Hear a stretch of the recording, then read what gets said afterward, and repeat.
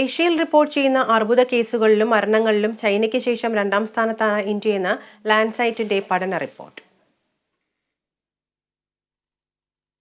48 ലക്ഷം പുതിയ കേസുകളും 27 ലക്ഷം മരണങ്ങളുമായി ചൈനയാണ് ഏഷ്യയിലെ അർബുദ രോഗവ്യാപനത്തിന്റെ കാര്യത്തിൽ ഒന്നാമത്.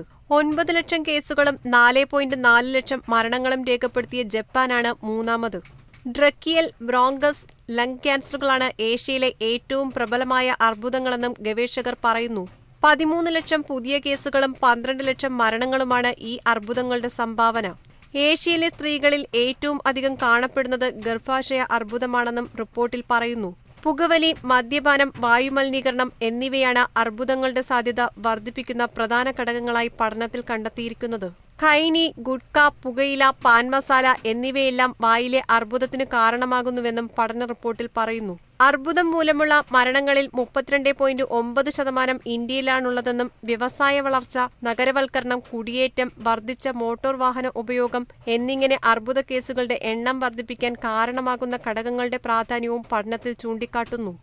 Health desk, Kerala vision news.